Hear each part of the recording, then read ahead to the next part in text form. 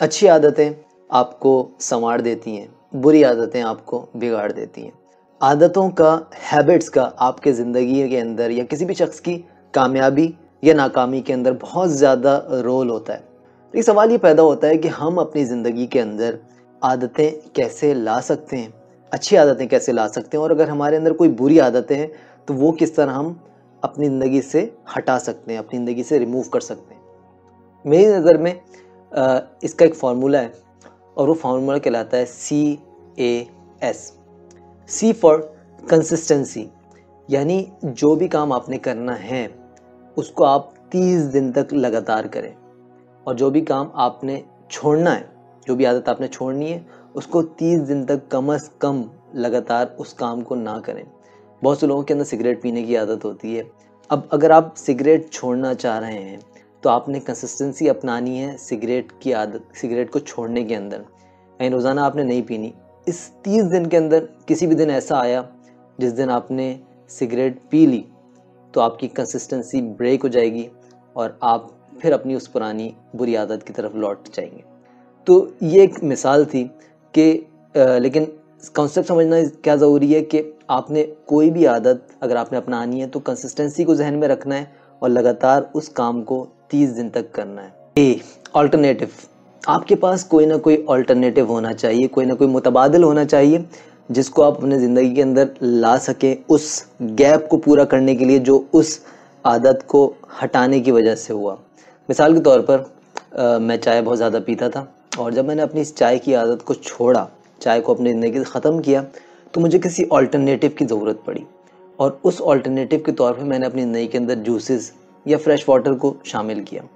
लिहाजा इस ऑल्टरनेटिव का होना ज़रूरी है ताकि आपका दिल दोबारा उस बुरी आदत की तरफ जाने के लिए ललचाए नहीं। आपके पास सोशल मीडिया की आदत आपके पास है। अगर आप सोशल मीडिया को अपनी ज़िंदगी से कम करना चाहते हैं तो फिर आपको ऑल्टरनेटिव के तौर पर कोई चीज़ चाहिए, कोई दूसरा मोड ऑफ एंटरटेनमेंट, कोई दूसरा मोड ऑफ एजुकेशन चाहिए।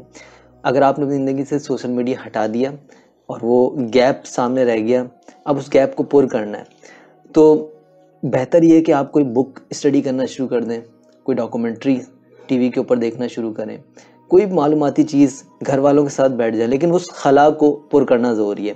तो दूसरी चीज़ समझने वाली क्या है कि आपके पास अगर आप किसी आदत को ख़त्म करना चाह रहे हैं तो उस ख़त्म करने के बाद जो गैप उस जगह पे रह जाएगा, उस टाइम के अंदर रह जाएगा, उसको पुर करने के लिए आपके पास कोई ना कोई ऑल्टरनेटिव होना चाहिए।